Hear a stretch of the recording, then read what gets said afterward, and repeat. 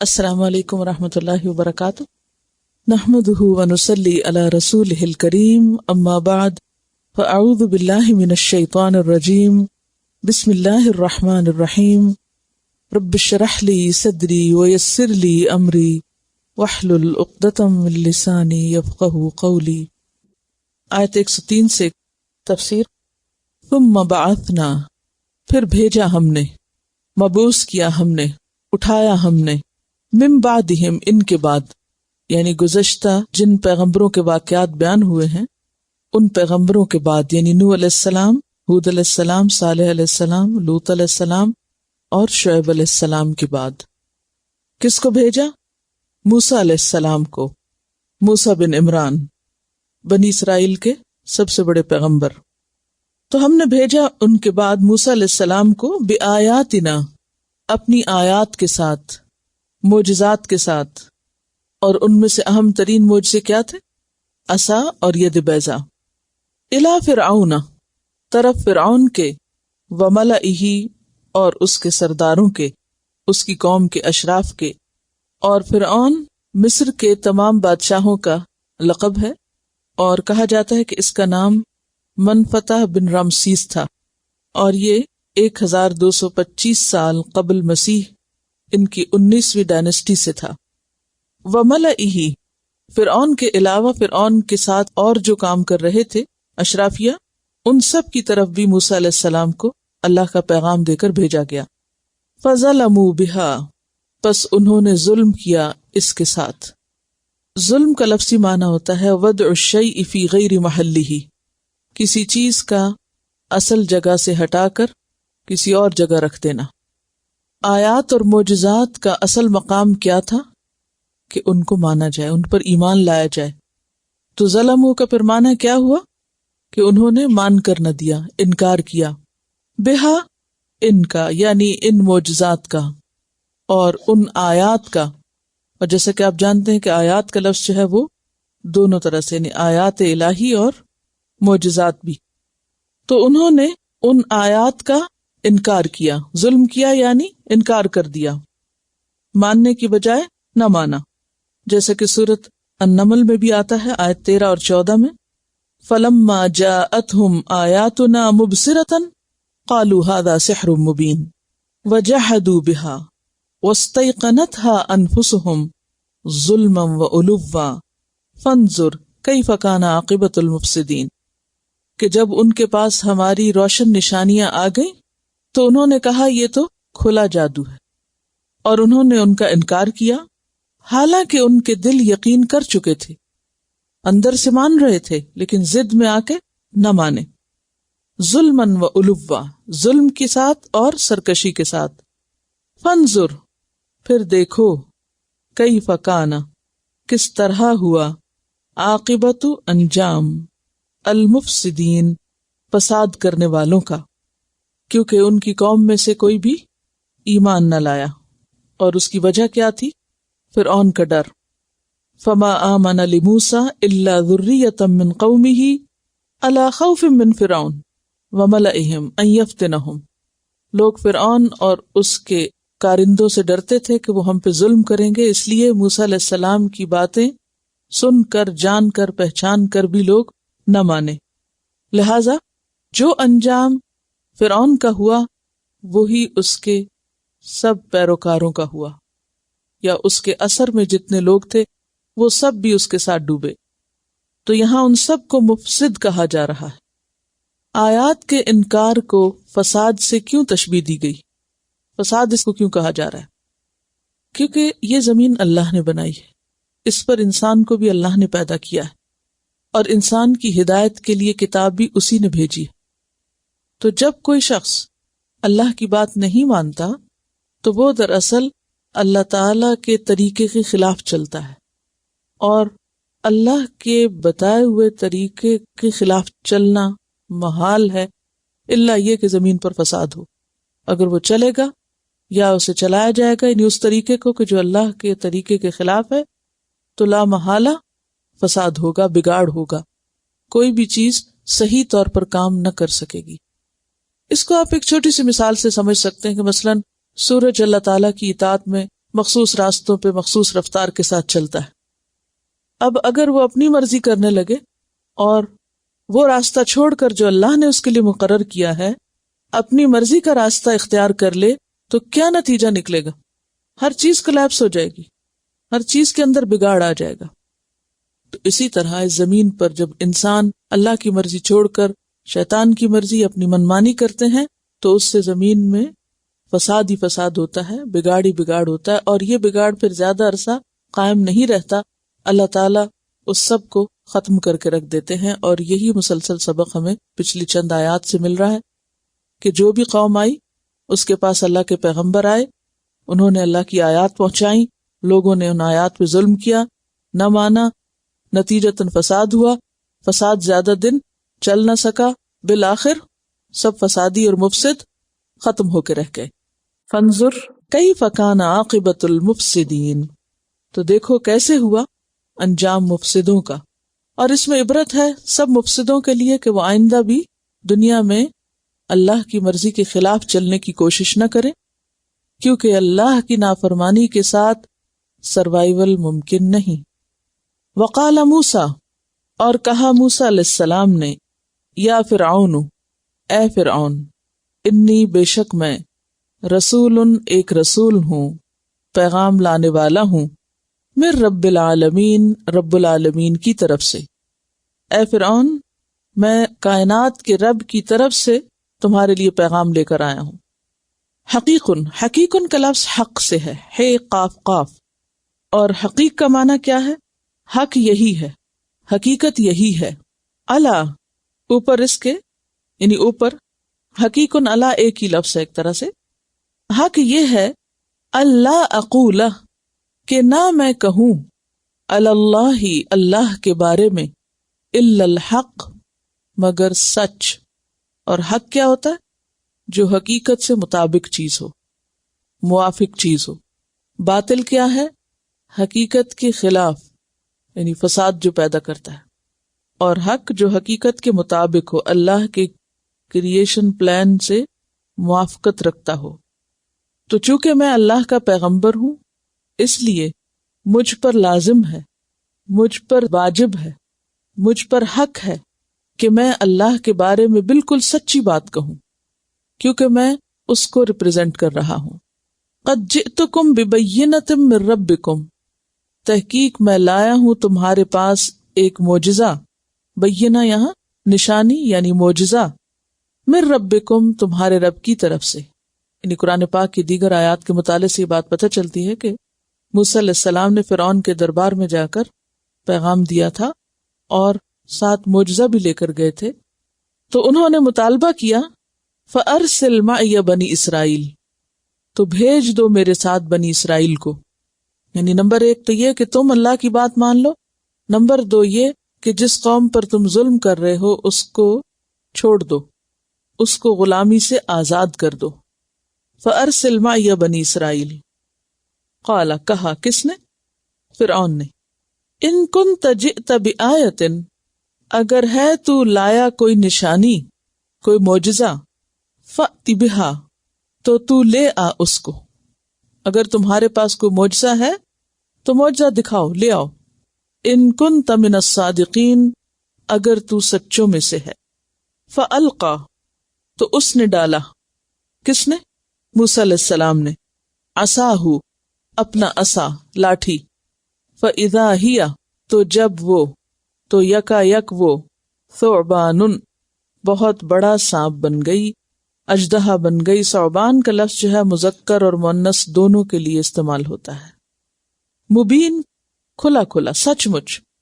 تو جب انہوں نے اپنا عصا پھینکا تو وہ یکا یک واضح سانپ میں، حقیقی سانپ میں تبدیل ہو گیا. وَنَزَعَ يَدَهُ، اور اس نے نکالا اپنا ہاتھ، یعنی اپنی جیب سے یا اپنے گریبان سے. فَإِذَا هِيَ، تو جب وہ، بَيْضَاءُ، روشن تھا، چمک رہا تھا، لِلنَّاظِرِينَ، دیکھنے والوں کے لیے. جیسے سورۃ النمل میں آتا ہے آیت 12 میں، تخرج بیضاء من غیر سوء، کہ وہ چمک بھی رہا تھا اور ہاتھ کو کوئی تکلیف بھی نہ ہوئی. عام طور پر تو آپ دیکھیں کہ اگر ہمارے جسم کا کوئی حصہ اپنی ماہیت یا اپنی شکل یا رنگت بدلتا ہے تو اس میں پھر انسان کو تکلیف بھی ہوتی ہے. مثلا اگر آپ کی سکن ریڈ ہونے لگے یا اکھڑنے لگے یا اس کا کلر چینج ہونے لگے تو تکلیف کی کیفیت بھی آپ محسوس کریں گے.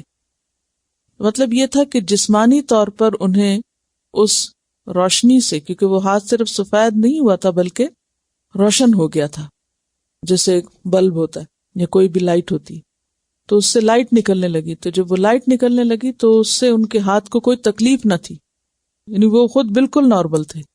لیکن پورے دربار والوں کے سامنے انہوں نے ایک عالی شان معجزہ پیش کیا اور سب دیکھنے والے دیکھ رہے تھے. اور ہاتھ کے چمکنے میں ایک بات یہ بھی تھی کہ کسی کو کوئی شبہ نہ رہے، کیونکہ چمکتی چیز ہر ایک کو نظر آ جاتی ہے. لیکن اتنی روشن نشانی دیکھنے کے بعد بھی ان کا ری ایکشن کیا تھا؟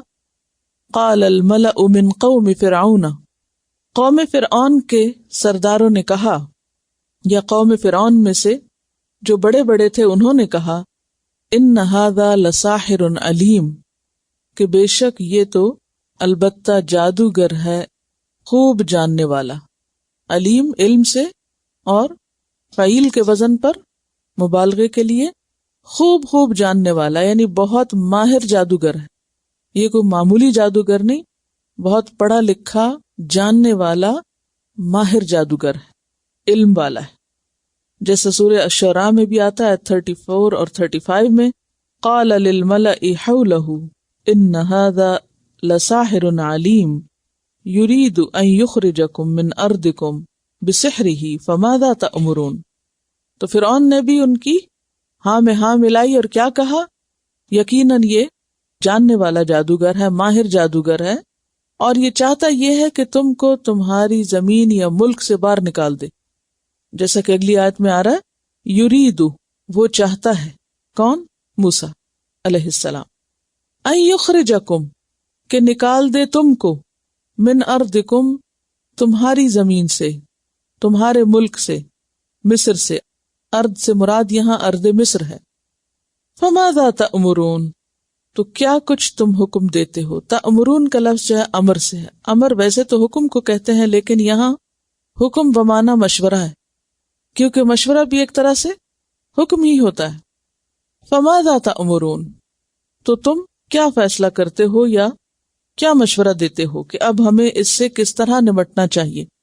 اب آپ دیکھیے کہ کس طرح فرعون نے اور اس کے سرداروں نے اور اس کے جو ساتھی تھے انہوں نے موسیٰ علیہ السلام کی بات کو بالکل الٹ معنی پہنائے. کیسے؟ موسیٰ علیہ السلام نے کیا مطالبہ کیا تھا کہ تم لوگ یہیں رہو، بس بنی اسرائیل کو ہمارے ساتھ بھیج دو، ہم اپنے اصل وطن واپس جاتے ہیں، تم بنی اسرائیل کو چھوڑ دو، ہمیں جانا ہے. تو اس بات کو انہوں نے کیا بنا دیا کہ یہ ہمیں نکالنا چاہتے، حالانکہ موسیٰ علیہ السلام نے ایسی کوئی بات نہیں کی تھی. بالکل ان کی بات کو مس کوٹ کیا گیا.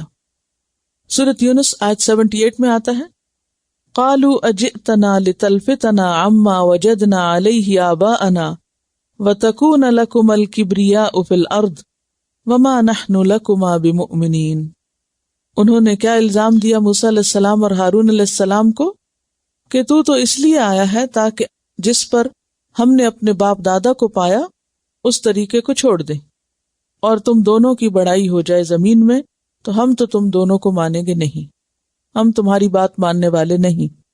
سورۃ طٰہٰ آیت 57 میں بھی یہ مضمون آتا ہے، قال اجئتنا لتخرجنا من ارضنا بسحرک یا موسیٰ، کہ اے موسیٰ تم اس لیے ہمارے پاس آئے ہو کہ اپنے جادو کے زور سے یا جادو کے بل پر تم ہمیں ہماری زمین سے نکال دو، تم ہمیں بے دخل کرنے کو آئے ہو.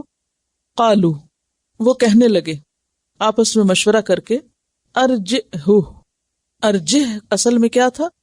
ارجئہ، اور ارجہ جو ہے یہ اصل میں رجا سے ہے، معنی ہوتا ہے ڈھیل دینا، مہلت دینا. مہلت دے دو اس کو، وَأَخَاهُ اور اس کے بھائی کو، ان دونوں کو کچھ مہلت دو. وَأَرْسِلْ اور بھیجو، فِي الْمَدَائِنِ شہروں میں، مدائن مدینہ کی جمع ہے، اور مدینہ کس کو کہتے ہیں؟ شہر کو، سٹی کو. شہروں میں، مختلف علاقوں میں بھیج دو حاشرین، حاشر کی جمع اکٹھے کرنے والے، جادوگر. یعنی ایسے لوگ بھیجو، ہرکارے بھیجو جو جا کے جمع کر لائیں، اکٹھے کر لائیں مختلف طرح کے جادوگر، تاکہ موسیٰ علیہ السلام کا مقابلہ کیا جا سکے۔ یأتو کا وہ لائیں تیرے پاس، لائیں کیوں معنی کیا گیا؟ یأتونا کا معنی تو آنا ہوتا ہے، با آ رہی اس کے بعد، بکل ہر، ساحرن جادوگر، علیم ماہر۔ اب آپ دیکھیے کہ ایک موسیٰ کے مقابلے میں انہوں نے کیا مشورہ دیا کہ ہر طرح کے اور ہر شہر سے اور ہر علاقے سے ماہر جادوگر بلا لیے جائیں۔ ایک کافی نہیں تھا اس کے مقابلے میں، ان کو پتا تھا کہ یہ معمولی چیز نہیں ہے، یہ جادو بھی نہیں ہے، ان کے دل یقین کر رہے تھے، لیکن پھر بھی انسان کی یہ کمزوری ہے نا کہ بعض اوقات جب وہ کسی بات کو نہیں ماننا چاہتا یا کسی چیز کو تسلیم نہیں کرتا تو وہ جانتے بوجھتے ہوئے اس کی مختلف تعویلیں کر لیتا ہے۔ وجاء السحرۃ اور آئے جادوگر، سحرہ کس کی جمع ہے؟ ساحر کی۔ مثال دیجئے، مثلا جیسے طالب کی جمع طلبہ، پیچھے بتایا تھا میں نے، طالب کی جمع طلبہ، اسی طرح ساحر کی جمع سحرہ۔ وجاء السحرۃ اور آ گئے جادوگر، فرعون کے پاس۔ اب ظاہر فرعون جیسا بادشاہ بلائے تو کیسے نہ آئے، دور دراز علاقوں سے، ہر جگہ سے حکم سنتے ہی پہنچ گئے۔ قالو انہوں نے کہا، ان لنا لاجرا بے شک ہمارے لیے البتہ اجر ہوگا، ان کننا اگر ہوئے ہم، نحن الغالبین ہم غالب آنے والے، غالب کی جمع غالبین، اگر ہم غالب آ گئے تو کیا ہمیں کوئی انعام و اکرام ملے گا، ہمارے لیے کیا حکم ہے۔ اب یہاں دیکھیے کتنا بڑا فرق ہے موسیٰ علیہ السلام میں اور عام جادوگروں میں۔ موسیٰ علیہ السلام کچھ لینے نہیں آئے تھے، صرف ایک ہی مطالبہ تھا کہ تم اللہ کی بات مان لو، دینے آئے تھے اس کو، اور اس کے ساتھ یہ ہے کہ ان کو غلامی سے نجات دے دو، بنی اسرائیل کو، ان مظلوم لوگوں کو۔ لیکن یہاں عام جادوگر جو اپنے فن کا کمال دکھانے آئے تھے اور بہت محنت مشقت کر کے، اور انہیں فرعون سے بہت بڑی بڑی توقعات بھی تھی، تو آتے ہی انہوں نے اپنے اندر کے جذبات کا اظہار کر دیا کہ ہم اتنا بڑا کام جو آپ کے لیے کریں گے تو پھر آپ ہمیں دیں گے کیا۔ ایک پیغمبر میں اور عام لوگوں میں یہ فرق ہوتا ہے، اسی طرح ایک دین کے معلم میں اور ایک عام معلم میں یہی فرق ہوتا ہے۔ اللہ کے لیے کام کرنے والوں میں اور دنیا کے لیے کام کرنے والوں میں یہی فرق ہوتا ہے۔ کیا فرق ہوتا ہے؟ پیغمبر کیا کہتے ہیں، ما اسألکم علیہ من اجر، میں اس کام پر تم سے کوئی اجر نہیں چاہتا، تم سے کوئی معاوضہ نہیں چاہیے۔ اور دنیا کے لیے کام کرنے والے کیا کہتے ہیں، کام تب کریں گے جب تم ہمیں یہ بتاؤ کہ اس پر تم ہمیں دو گے کیا، ہمیں فائدہ کیا ہوگا، ہماری دنیا کتنی بنے گی۔ اور افسوس یہ کہ اب دین کے لیے کام کرنے والوں کی بھی یہی ذہنیت بنتی چلی جا رہی ہے کہ دین کو بھی انہوں نے پیشہ بنا لیا۔ وجاء السحرۃ فرعون قالوا ان لنا لاجرا ان كنا نحن الغالبین، اور غالبین کس کی جمع ہے؟ غالب کی۔ قال نعم بولا ہاں، اور وہ کیا ہے اجر؟ وانکم اور بے شک تم سب لمن المقربین البتہ مقربین میں سے ہوگے۔ مقربین کس کی جمع ہے؟ مقرب کی، اور مقرب کا لفظ قاف رے بے قرب سے ہے، یعنی پھر تم میرے بہت قریب ہو جاؤ گے، میرے خاص بندوں میں شامل ہو جاؤ گے، میرے منظور نظر ہو جاؤ گے۔ قالو انہوں نے کہا، یا موسیٰ اے موسیٰ، کنہوں نے کہا؟ جادوگروں نے۔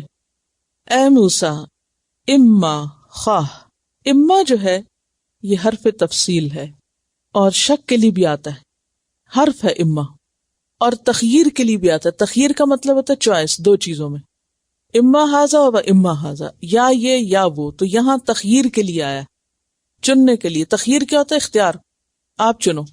اما کیا، اما یہاں کس لیے آیا؟ کیا کے معنوں پر؟ اما ان تلقیا، کیا یہ کہ تم ڈالو گے اپنا عصا، یعنی جادوگر موسیٰ علیہ السلام سے کہنے لگے، اے موسیٰ کیا تم اپنا عصا ڈالو گے، یعنی پہلے، و اما اور یا ان نکون، یہ کہ ہم ہو جائیں، نحن ہم، الملقین ڈالنے والے. ملقین کس کی جمع ہے؟ ملقی کی، میم لام قاف اور یہ ملقی، ملقن ہے اصل میں. یا یہ کہ ہم ڈالیں، یعنی کون شروع کرے، ابتدا کون کرے، آغاز کون کرے. قال، کہا، کس نے؟ موسیٰ علیہ السلام نے. القوا، ڈالو. فلما القوا، پھر جب انہوں نے ڈالا، سحروا، مسحور کر دیا، اعین الناس، لوگوں کی نگاہوں کو. اعین عین کی جمع ہے، عین آنکھ کو کہتے ہیں. کسی اور چیز کے لیے بھی لفظ آتا ہے، وہ کیا ہے؟ چشمہ. کیوں؟ دونوں میں مماثلت ہے. آنکھ سے بھی پانی نکلتا ہے اور چشمے سے بھی، دونوں میں سوراخ ہوتا ہے.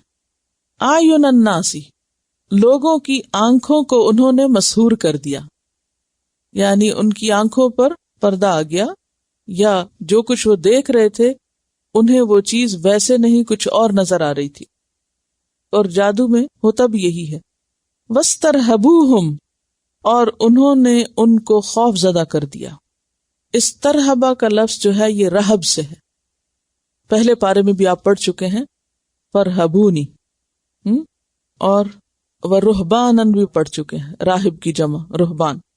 تو رہب کون سا خوف ہوتا ہے؟ ایسا خوف جس میں اضطراب اور احتیاط دونوں چیزیں ہوں. اضطراب بھی ہو یعنی بے چینی، اور احتیاط بھی ہو. تو راہب اللہ سے ڈرنے والے، یعنی اللہ کا خوف رکھنے والے اور اس خوف کی وجہ سے گناہوں سے بچنے والے. وجاؤ، اور وہ لے آئے تھے، بسحر عظیم، بہت بڑا جادو، بہت بڑا جادو انہوں نے گھڑ لیا تھا.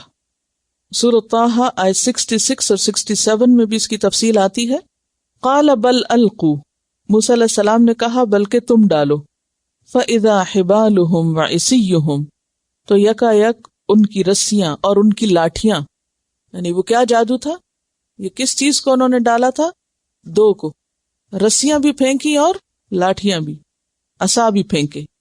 یخیل الیہ، اس کو خیال ڈالا گیا، من سحرہم، ان کے جادو کی وجہ سے، انہا تسعی، کہ گویا وہ دوڑ رہی ہوں. یعنی جب جادوگروں نے اپنی رسیاں اور لاٹھیاں پھینکی تو اس سحر کی وجہ سے یوں لگا آنکھوں کو کہ جیسے وہ سب چیزیں دوڑ رہی ہیں، اور وہ پورے میدان میں پھیلی ہوئی تھی. فأوجس فی نفسہ خیفۃ، تو موسیٰ علیہ السلام نے اپنے دل میں ڈر محسوس کیا، خوف محسوس کیا. خیفۃ موسیٰ. قلنا لا تخف، ہم نے کہا مت ڈرو، انک انت الاعلی، بے شک تم ہی اعلی ہو، تم ہی غالب رہو گے، مت ڈرو. وأوحینا الی موسیٰ، اور وحی کی ہم نے موسیٰ علیہ السلام کی طرف. وحی کیا ہوتا ہے؟ دل میں ڈالنا، خفیہ اشارہ. یعنی اسی میدان میں ہم نے موسیٰ علیہ السلام کے دل میں یہ بات ڈالی، ان الق عصاک، کہ تم ڈال دو اپنا عصا. انہوں نے جو ڈالنا تھا ڈال دیا اور خوب روب قائم کیا. اب تمہاری باری ہے، عصا پھینک دو. اور وہ ایک عصا تھا صرف، جبکہ جادوگر تو جگہ جگہ سے آئے ہوئے تھے اور بہت تیاری کر کے، اور انہوں نے مل جل کے خوب ایک مجمع کے اندر جوش و خروش پیدا کر دیا. آپ دیکھیے کہ یہ جو دن مقرر ہوا تھا اس کو یوم الزینہ کہا گیا قرآن پاک میں، کہ ان کا کوئی خاص تہوار تھا اور لوگ سارے کے سارے اپنے علاقوں سے نکل کر وہاں پہنچ گئے اور بہت بڑے میدان میں ایک مقابلہ ہو رہا تھا. یہ تو موسیٰ علیہ السلام نے جب یہ دیکھا کہ یہ لوگ تو اپنے کام میں کامیاب ہوتے جا رہے ہیں تو اللہ تعالیٰ نے فرمایا ڈرو نہیں اور اپنا عصا ڈالو. اور انہوں نے عصا ڈال دیا. فَإِذَا هِيَ، تو یکا یک وہ، اذا جو ہے یہاں فجائیہ ہے تو اچانک، تلقف، وہ نگل رہا تھا. تلقف کا لفظ لقفن سے ہے، لام قاف فے. لقف ہوتا ہے کسی چیز کو پھرتی سے لینا اور جھٹ اتار لینا. کبھی آپ نے پرندوں کو فیڈ کیا ہوگا، یہاں سیگل، تو آپ نے دیکھا ہوگا کہ اگر آپ کوئی چیز ان کی طرف پھینکیں تو وہ کیا کرتے ہیں؟ جہاں پھینکیں گے وہ 1 سیکنڈ میں وہاں پہنچتے ہیں. بعض اوقات تو ابھی رستے میں ہوتا ہے تو فوراً اٹھا لیتے اور اٹھا کے ایک دم اندر نگل لیتے. تو اگر کبھی آپ نے ایسا کوئی تجربہ کیا ہو تو اس ایکشن کو اور اس سین کو یاد کریں. تو بالکل اسی طرح جو ہی عصا پھینکا گیا تو اس نے کیا کیا، آن کی آن میں یکا یک تیزی سے سب چیزوں کو اٹھایا اور نگل لیا، یعنی بس ڈالنے کی دیر تھی، سب کچھ صاف کر دیا. تلقف لقفن سے تیزی سے نگل لیا، صرف نگل لیا نہیں. ما یأفکون جو وہ جھوٹ گھڑ رہے تھے. یأفکون کا لفظ جو ہے یہ افک سے ہے. افک کہتے ہیں کسی چیز کو الٹ دینا، موڑ دینا، یعنی جو انہوں نے رسیوں اور لاٹھیوں کو الٹ کے جادو کے اظہار کے طور پہ استعمال کر رکھا تھا، ان کو سانپ بنا رکھا تھا، جھوٹ گھڑ رکھا تھا، وہ اس عصا نے آن کی آن میں سب صاف کر دیا، اس کی حقیقت کھول دی. سورۃ طٰہٰ آیت 69 میں آتا ہے، اللہ تعالیٰ نے فرمایا وَأَلْقِ مَا فِي يَمِينِكَ، اور ڈال دو جو تمہارے دائیں ہاتھ میں ہے، یعنی عصا دائیں ہاتھ سے پھینکو. تلقف ما صنعوا، وہ نگل لے گا جو بھی انہوں نے بنا رکھا ہے. انما صنعوا کید ساحر، انہوں نے جو کچھ بنا رکھا ہے وہ ایک جادوگر کی چال ہے. ولا يفلح الساحر حيث اتى، اور ساحر کبھی کامیاب نہیں ہوتا جہاں سے جی چاہے آئے.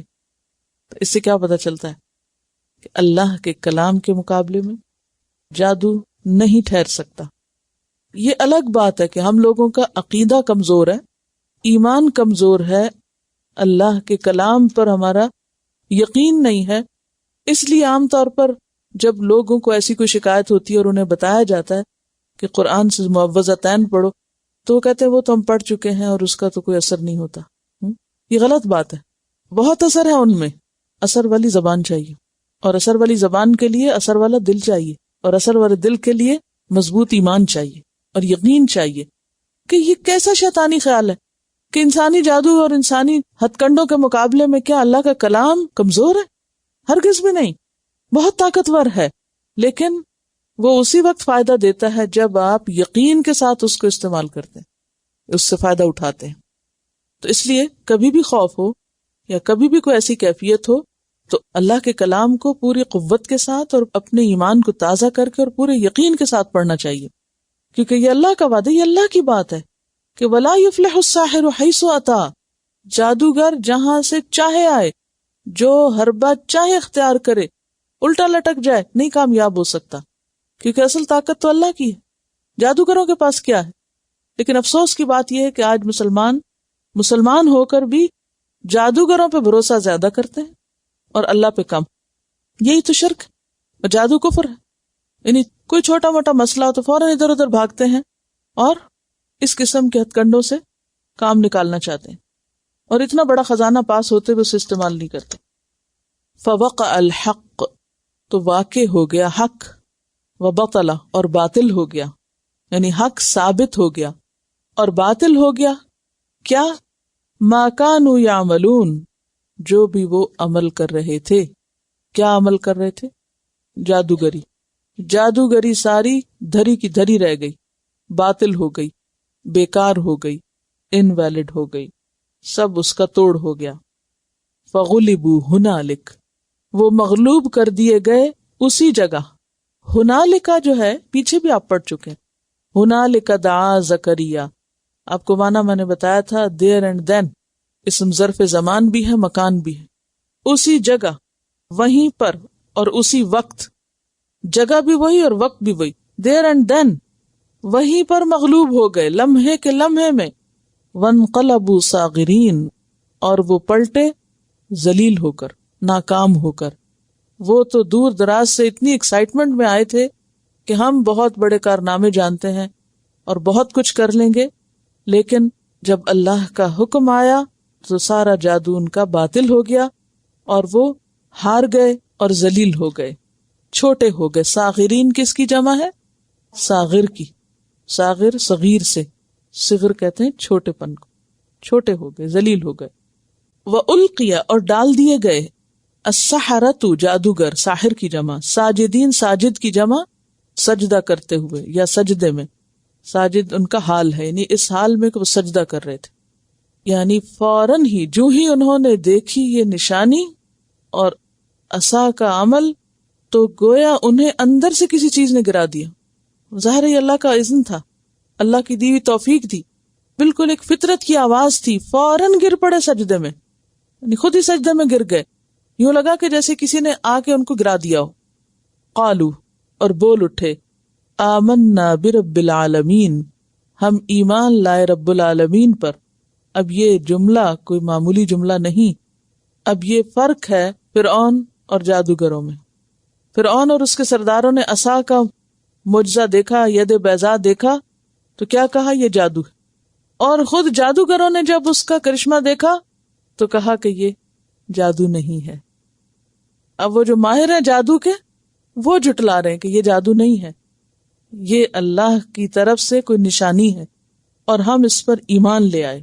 رب موسیٰ و ہارون، موسیٰ اور ہارون کے رب پر، کیونکہ خالی رب العالمین کہنے سے یہ شبہ بھی ہو سکتا تھا کہ شاید یہ جادوگر فرعون پر ایمان لا رہے ہیں، کیونکہ وہ اپنے آپ کو کیا کہتا تھا، انا ربکم الاعلی، میں تمہارا سب سے اعلیٰ رب ہوں. اسی لیے انہوں نے کہا رب العالمین کے بعد رب موسیٰ و ہارون، موسیٰ اور ہارون کے رب پر. ابن عباس کہتے ہیں کہ جب یہ لوگ ایمان لائے تو تقریباً 6 لاکھ لوگ تھے جو موسیٰ علیہ السلام کے پیروکار ہو گئے. یعنی اس وقت 6 لاکھ لوگ موسیٰ علیہ السلام پر ایمان لے آئے، کیونکہ پوری قوم نکلی ہوئی تھی مقابلہ دیکھنے، بہت بڑا کانٹیسٹ تھا. تو سب کے سب اپنی آنکھوں سے دیکھ رہے تھے، پورے میدان میں رسیاں بکھری ہوئی ہوں، جادو کے بل پہ چیزیں دوڑ رہی ہوں، اور اچانک سب کا صفایا ہو جائے اور اتنے سارے لوگوں کی آنکھوں کے سامنے گواہی آ جائے تو نتیجہ کیا ہو سکتا ہے؟ یعنی کیا کیفیت ہوگی نا. آپ تصور کریں، اپنے آپ کو اسی میدان میں ذرا لائیں اور اس مقابلے کو دیکھیں. عام سے کھیلوں کے مقابلے ہوتے ہیں تو لوگ کس قدر ایکسائٹیڈ ہوتے ہیں. کسی اسٹیڈیم کو ذہن میں لے آئیں جس میں لاکھوں کا مجمع ہوتا ہے، تو بالکل اسی طرح وہاں بھی لاکھوں کا مجمع تھا اور اس کے سامنے یہ مقابلہ ہوا. اور جو ہی موسیٰ علیہ السلام کامیاب ہوئے تو جو مقابلہ کرنے والے مقابل تھے وہ سارے نیچے گر گئے اور فوراً ایمان لے آئے. اور کیا کہا کہ یہ موسیٰ اور ہارون جس طرف ہمیں بلا رہے ہیں وہی راستہ سچا ہے. اب اس وقت فرعون کس قدر ذلیل و رسوا ہوا ہوگا، کیونکہ جادوگروں کے پاس اپنے کام کا علم تھا اور انہیں پتا تھا کہ ہماری لمیٹیشنز کیا ہیں، ہماری طاقت کتنی ہے اور ہمارا علم کتنا ہے. کیونکہ وہ اپنی بھرپور تیاری اور آخری درجے تک کی جو مہارت تھی اس کو استعمال کر چکے تھے. اس کے بعد ان کے پاس کچھ باقی نہیں تھا کہ جس سے وہ مزید کوئی ڈینگے مارتے یا کوئی مزید اب مقابلہ کرتے. اور وہ فوراً سمجھ گئے اور سمجھتے ہی ایمان لے آئے. اب یہ جو ایمان ہوتا ہے معرفت کے بعد، معرفت یعنی جادوگروں کو پہچان ہو گئی تھی کہ حقیقت کیا ہے. تو اب آپ دیکھیے کہ اس کے بعد یکا یک ان کے رویے میں کیا تبدیلی آتی. جو سچا ایمان ہوتا ہے وہ انسان کو کتنا بہادر بنا دیتا ہے اور منافقت انسان کو کتنا کھوکھلا کر دیتی. تو آگے کی آیات میں اسی کو مزید آپ دیکھیں گے. قال فرعون، فرعون نے کہا، آمنتم بھی، تم ایمان لے آئے اس پر، یعنی موسیٰ پر یا رب موسیٰ پر. یعنی وہ سوالیہ انداز ہے، تم اتنی جلدی مان گئے. قبل ان آذن لکم، اس سے پہلے کہ میں تم کو اذن دوں، اجازت دوں، میری اجازت کے بغیر تم ایمان لے آئے. اب ایمان کے لیے بھی اجازت چاہیے تھی.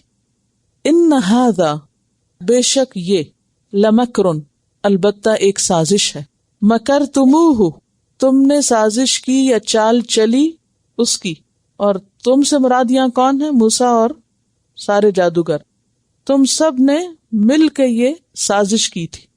جیسے سورۃ طٰہٰ آیت 71 میں آتا ہے، اِنَّهُ لَكَبِيرُكُمُ الَّذِي عَلَّمَكُمُ السِّحْرَ، بے شک یہ تمہارا بڑا ہے جس نے تم سب کو جادو سکھایا تھا. یعنی وہ بھی اب موسیٰ علیہ السلام کے پلے میں پڑ گئی بات. اس کا الزام بھی موسیٰ علیہ السلام کو دے دیا کہ یہ سب ایک چال چلی ہے تم نے. فی المدینہ تھی، شہر میں یعنی مصر میں. لتخرجوا، تاکہ تم نکالو، منہا اس سے یعنی مصر سے، اہلہا اس کے رہنے والوں کو. اب بار بار ایک ہی بات کہے جا رہا ہے جس کی کوئی حقیقت نہیں.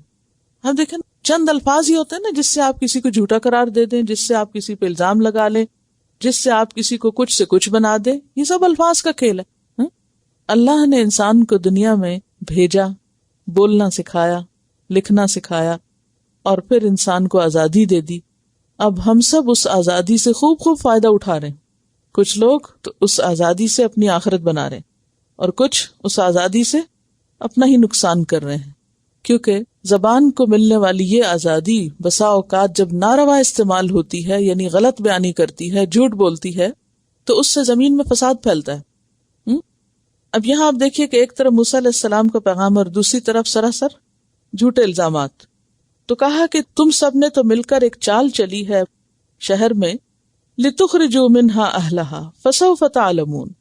اب یہ دھمکی کے انداز میں کہہ رہا ہے تم سب کو پتہ چل جائے گا، اور اہلہا سے مراد یہاں کون ہے؟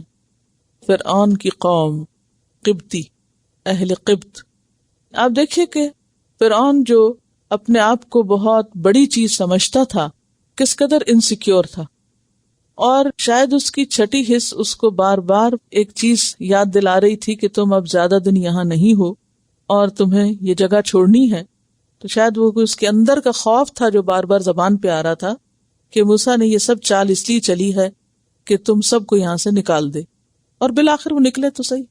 اس کا یہ خوف جو تھا وہ سچ ہو گیا، لیکن موسیٰ علیہ السلام نے ایسا کچھ نہیں چاہا تھا۔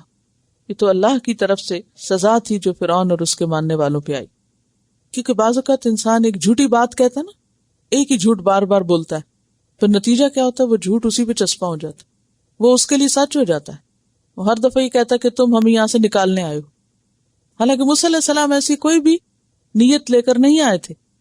لیکن پھر کیا ہوا کہ وہ اس کے منہ کا بول اس کے سامنے آ گیا، اور واقعی وہ سب سے نکل گیا۔ فَسَوْفَ تَعْلَمُونَ، تم سب کو پتہ چل جائے گا اب میں تمہارے ساتھ کرتا کیا ہوں۔ لَأُقَطِّعَنَّ، البتہ میں ضرور کاٹ دوں گا، قطع کر دوں گا۔ لام بھی تاکید کا ہے اور نون مشدد بھی تاکید کا ہے۔ ضرور ضرور کاٹوں گا۔ ایدیکم، ید کی جمع، تمہارے ہاتھ، وارجلکم، اور تمہارے پاؤں، من خلاف، خلاف سے یعنی مخالف سمت سے، مثلا ایک سائیڈ کا ہاتھ اور دوسری سائیڈ کا پاؤں، جیسے دایاں ہاتھ اور بایاں پاؤں، یا بالعکس۔ خلاف سمت سے کیوں؟ کیونکہ اگر ایک ہی سمت سے ہاتھ اور پاؤں دونوں کاٹ دیے جائیں تو انسان محتاج بھی ہو جاتا ہے اور موت بھی واقع ہو سکتی ہے۔ تو وہ ان کو نمونہ عبرت بنانا چاہتا تھا، مارنا نہیں چاہتا تھا، مارنا بعد میں چاہتا تھا، پہلے نمونہ عبرت بنانا چاہتا تھا۔ ثم لأصلبنکم، پھر اس کے بعد میں تم کو ضرور سولی چڑھاؤں گا، یعنی پہلے تمہیں یہ عبرت ناک سزا دوں گا، پھر تمہیں لٹکا دوں گا۔ اصلبن، یہ بھی تاکید کے لیے ہے، لام بھی اور نون شد والا بھی۔ اور اصل میں کیا تھا؟ اصل میں یہ لفظ صاد لام بے سے، سلب، سلیب سے، اور سلیب کس کو کہتے ہیں؟ سولی کو، لکڑی پہ باندھنا۔ تم سب کو لکڑیوں پہ باندھوں گا۔ کتنے بڑے پیمانے پہ یہ سزا ہو سکتی ہے نا، یعنی دور دور تک بے شمار لوگ تھے جو سجدے میں پڑے ہوئے تھے۔ اجمعین، سب کے سب کو، یعنی کسی کو بھی نہیں چھوڑوں گا۔ سورۃ طٰہٰ آیت 71 میں آتا ہے وَلَأُصَلِّبَنَّكُمْ فِي جُذُوعِ النَّخْلِ، کہ میں تم سب کو کھجور کے تنوں میں ٹانگ دوں گا تاکہ تمہاری رسوائی اور دوسروں کے لیے عبرت ہو۔ اور یہاں آپ دیکھیے کہ فرعون کا غضب اور قہر اور جو روب تھا وہ کس قدر تھا، اور کتنی بڑی دھمکی تھی، اور اس کام کو کرنے کے لیے کتنی بڑی محنت اور کوشش چاہیے تھی، لیکن وہ ڈٹرمنٹ تھا کہ اب میں ان کو چھوڑوں گا نہیں۔ قالو، وہ کہنے لگے، انا الی ربنا منقلبون، بے شک ہم اپنے رب کی طرف لوٹنے والے ہیں۔ یہ ہوتا ہے سچا ایمان، معرفت والا ایمان، کہ بڑی سے بڑی دھمکی بھی انسان کو پریشان نہیں کرتی۔ مومن کیا سوچتا ہے کہ زیادہ سے زیادہ اگر کوئی نقصان کرے گا تو جان لے لے گا، اور جان تو جانی ہے، جس دن لکھی ہے جانے کی باری اسی دن آ جائے گی، اور کوئی بھی دنیا میں باقی نہیں رہے گا، سب نہیں جانا ہے تو چلے جائیں گے۔ قالو انا الی ربنا منقلبون، تم ہمیں مارو گے تو ہم اپنے رب کے پاس پہنچ جائیں گے، ہم اپنے رب کی طرف لوٹنے والے ہیں، پلٹنے والے ہیں۔ منقلبون جمع ہے منقلب کی، اور قاف لام بے قلب کا معنی ہوتا ہے الٹ پلٹ ہونا۔ سورۃ الشعراء آیت 50 اور 51 میں آتا ہے قالوا لا ضیر، جادوگر بولے کوئی حرج نہیں، پھر کیا ہوا؟ کوئی نقصان نہیں۔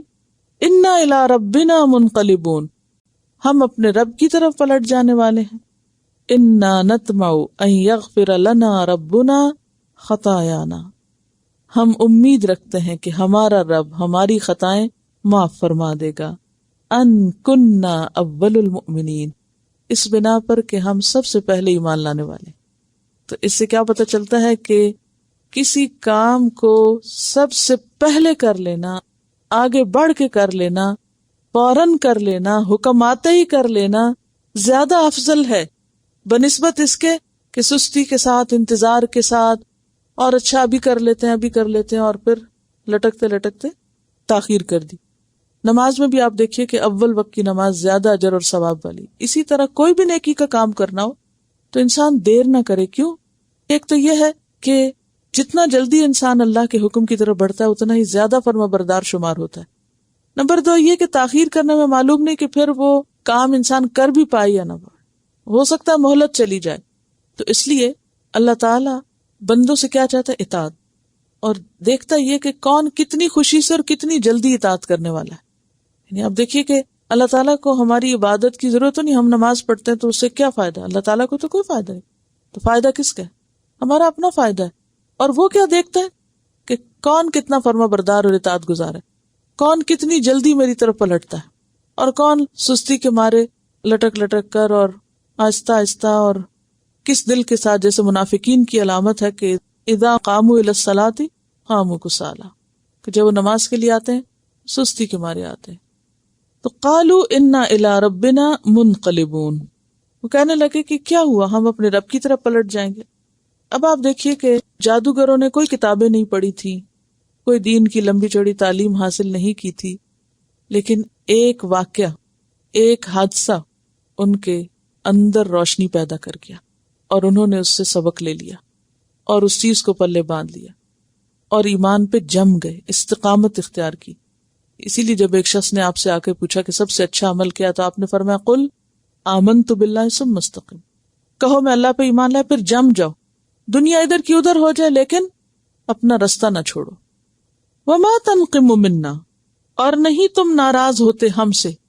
تنقم کا لفظ جو ہے نون قاف میم سے ہے. نقمہ غصے ہونا، ناراض ہونا، انکار کرنے کے معنوں میں بھی آتا ہے. ایک اور جگہ پر بھی آتا ہے وما نقموا منہم الا یؤمنوا باللہ العزیز الحمید، اور نہیں وہ ناراض ہوئے مگر اس لیے کہ لوگ اللہ پر ایمان لے آئے جو زبردست ہے، تعریف والا ہے. تو یہاں بھی فرعون ناراض ہو رہا تھا اور دھمکیاں دے رہا تھا، تو وہ اس سے پوچھنے لگے کہ بھی تم ہم سے کیوں ناراض ہو، کیوں دھمکیاں دے رہے ہو، ہمارا کیا قصور ہے؟ بس یہی الا ان آمنا بآیات ربنا، کہ ہم اپنے رب کی آیات پر ایمان لے آئے، ہم نے اپنے رب کی نشانیاں دیکھ لی، اس کا حکم سن لیا اور مان لیا. لما جاءتنا، جب وہ آ گئی ہمارے پاس، نشانیاں آ چکی ہیں، اب ہم کیوں نہ مانیں. اور پھر اللہ تعالیٰ سے دعا کرنے لگے ربنا، اے ہمارے رب، افرغ ڈال دے، انڈیل دے. اور فرغ کا معنی ہوتا ہے اتنا ڈالنا کہ فارغ کر دینا، یعنی خالی کر دینا، خوب ڈال دینا، پورے کا پورا. فارغ ہونے کا لفظ پڑھا نا، یعنی کہ پورے کا پورا ڈال دینا. یعنی صرف یہ نہیں کہ ہمیں دے دے، یہ نہیں کہا کہ ہمیں عطا کر دے، کیا کہا؟ انڈیل دے، پورا ڈال دے، خوب دے دے، زیادہ دے دے. علینا، ہم پر، صبرن، صبر، یا رب ہم پر صبر انڈیل دے. وتوفنا مسلمین، اور تو فوت کرنا ہمیں اسلام کی حالت میں، فرما برداری کی حالت میں. سورۃ طٰہٰ آیت 72 اور 73 میں آتا ہے کہ جادوگروں نے کہا فقد ما انت قاض، اے فرعون جو تو فیصلہ کرتا ہے کر ڈال، جو کرنا کر لے. انما تقضی هذه الحیات الدنیا، تم اس کے سوا کیا کر سکتے ہو کہ دنیا کی زندگی کا کچھ فیصلہ کرو، ہماری جان لے سکتے ہو زیادہ سے زیادہ، تمہارے ہاتھ میں کیا ہے.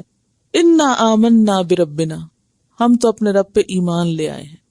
لیغفر لنا خطایانا، تاکہ وہ ہماری خطائیں معاف کر دے.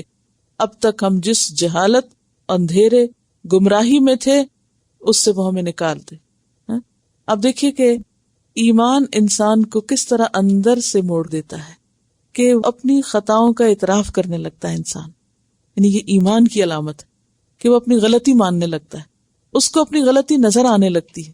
وما اکرہتنا علیہ من السحر، اور جو تو نے ہمیں مجبور کیا ہوا تھا یہ جو تو نے ہمیں مجبور کر رکھا تھا جادوگری پر، یعنی تمہاری وجہ سے ہم نے یہ غلط کام کیا.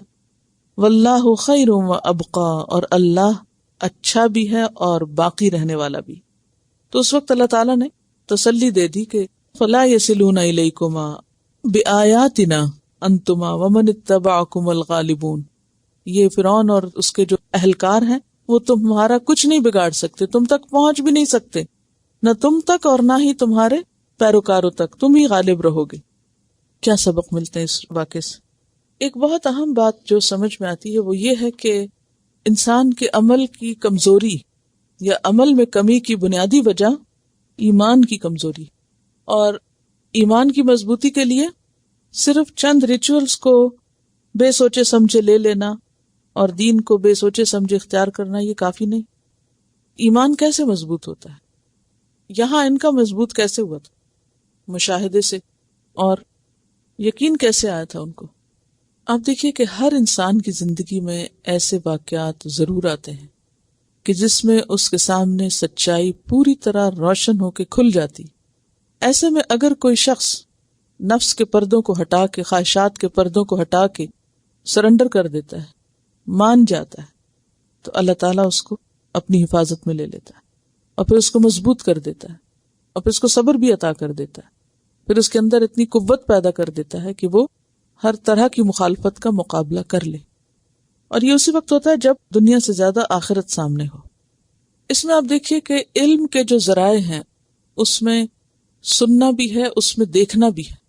تو جو مشاہدہ اور غور و فکر ہے اور مختلف چیزوں کو اپنی نگاہوں سے دیکھنا جو ہے وہ انسان کے اندر بہت بڑی تبدیلی لاتا ہے.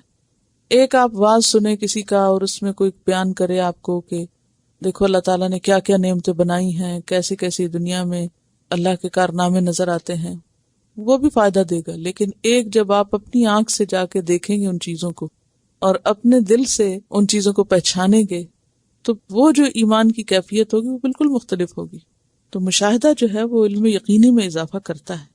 پیچھے ہم نے ایک آیت پڑھی تھی کہ زمین کی جو قسمیں ہیں کہ کچھ زمین ایسی ہوتی ہے کہ جس پر پانی پڑتا ہے، والبلد الطیب یخرج نباتہ باذن ربی والذی خبث لا یخرج الا نکدا.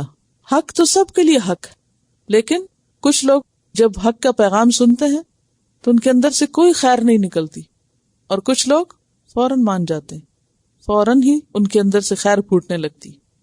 یہاں آپ دیکھیے کہ طلب، کیونکہ زمین بھی جب پیاسی ہوتی ہے نا تبھی پانی کو لیتی ہے، تو جو طلب ہے وہ بہت ضروری ہے. کتنی بھی نشانی ہو، اگر آپ کے اندر طلب نہیں ہے کچھ دیکھنے کی تو کوئی فائدہ نہیں ہوگا. دیکھیں ہم سب غلط کام کرتے ہیں، گناہ کرتے ہیں، لیکن کبھی یہ ماننے کو تیار ہی نہیں ہوتے کہ جو شخص غلط کام کرے اس کو غلط کام کی سزا بھی مل سکتی ہے، اس کی پکڑ بھی ہو سکتی. قیامت کے دن پوچھ ہوگی، حساب ہوگا، جزا ہوگی، سزا ہوگی.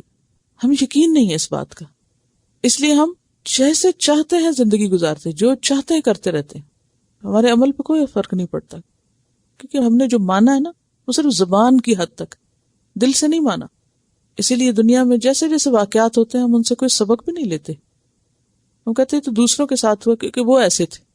وقال الملأ، اور کہا سرداروں نے، من قوم فرعون، فرعون کی قوم میں سے، اتذر موسیٰ، کیا تم چھوڑ دو گے موسیٰ کو، وقومہ، اور اس کی قوم کو یعنی بنی اسرائیل کو، لیفسدوا فی الارض، کہ وہ فساد کریں زمین میں. اور زمین سے مراد یہاں ارض مصر ہے.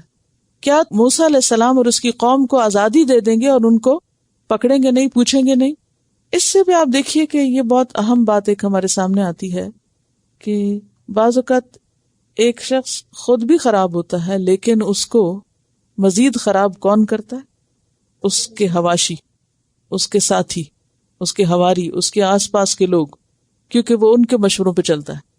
کیونکہ ایک شخص جب غلط کام کر کے تھوڑا سا ڈرتا بھی ہے تو وہ اس کا ڈر نکال دیتے ہیں اور وہ اس کو تبکی دیتے ہیں کہ نہیں تم بالکل ٹھیک کر رہے ہو. لیفسدوا فی الارض ویذرک وآلہتک، اور وہ چھوڑ دیں تجھ کو، یذر وذر سے ہے، واو دال رے، وآلہتک، اور تیرے الہوں کو.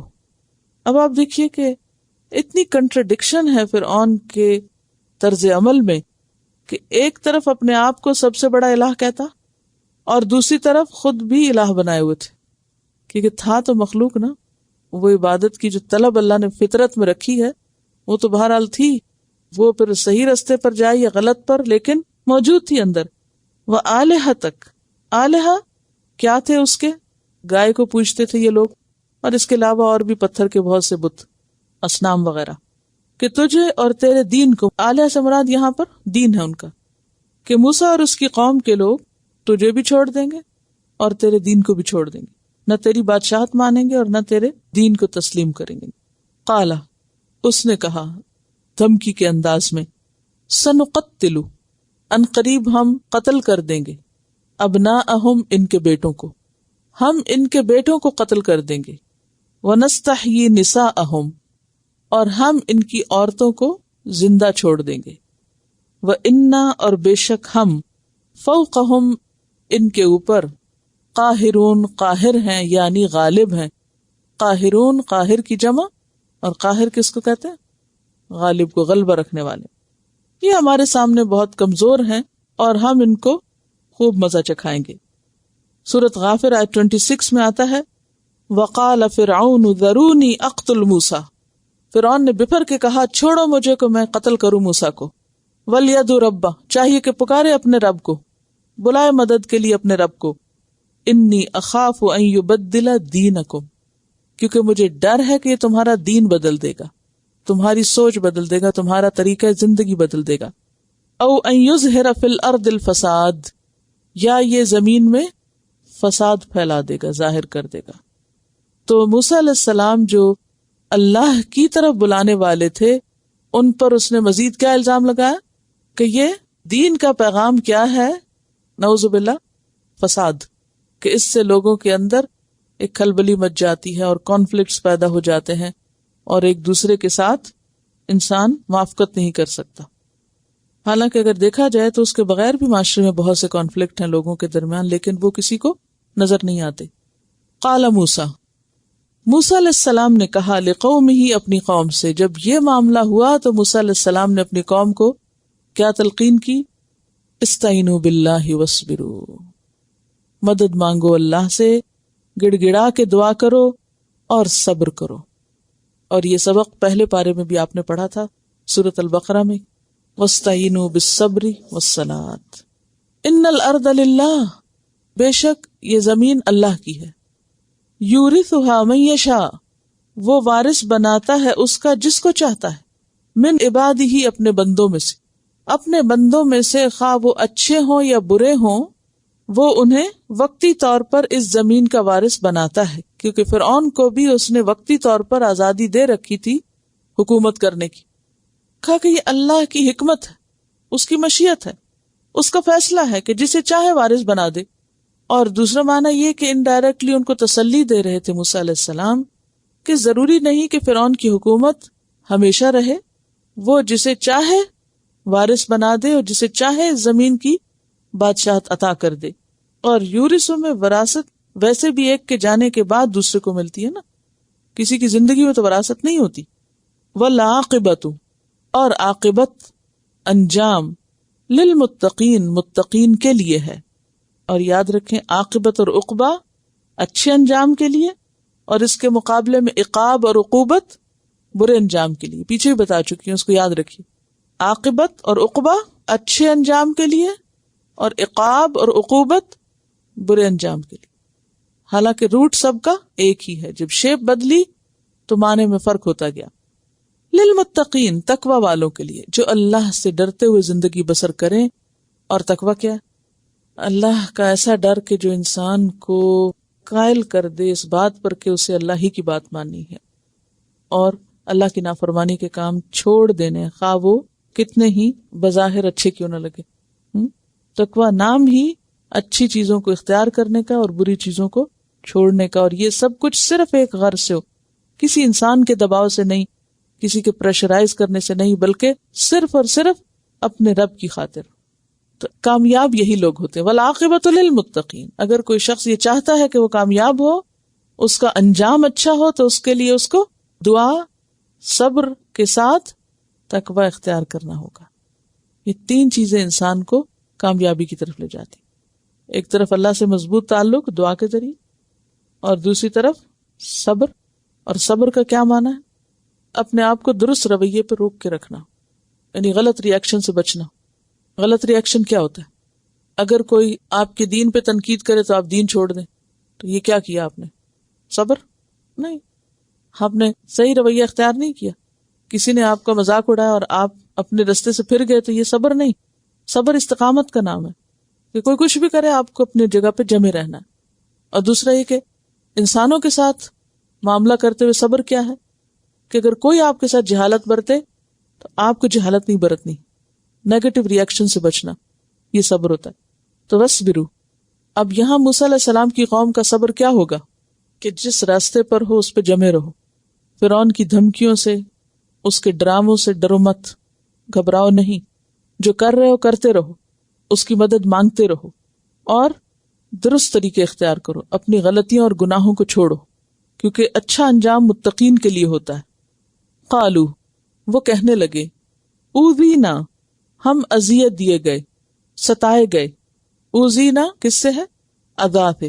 اذا پیچھے پڑ چکے ہیں. کہاں؟ قل ہوا اذا لن یضروکم الا اذا. وہ نہیں نقصان دے سکتے تم کو مگر اذا. تو اذا ہوتی ہے تکلیف، اذیت کے معنوں. اوذینا، ہم ستائے گئے، من قبلی، اس سے پہلے، ان تأتینا، کہ تو آئے ہمارے پاس. موسیٰ تیری ولادت سے پہلے اور تیری نبوت سے پہلے بھی ہم بہت ستائے جا رہے تھے. وَمِن بَعْدِ مَا جِئْتَنَا، اور اس کے بعد بھی ہم ستائے جا رہے ہیں. جب تو آ چکا، نبی بن چکا، ہمارے دن تو پھر نہیں بدلے، ہم تو ویسے کہ ویسے ہی ظلم کا شکار ہیں. قالا، کہا، کس نے؟ موسیٰ نے علیہ السلام. عسا، امید ہے، یعنی صبر کرو. اور صبر میں انتظار کا معنی بھی ہے. انتظار کرو، صبر کرو، امید ہے، ربکم، کہ تمہارا رب، ان یہلک عدوکم، وہ ہلاک کر دے تمہارے دشمن کو. اور تمہارا دشمن کون؟ فرعون.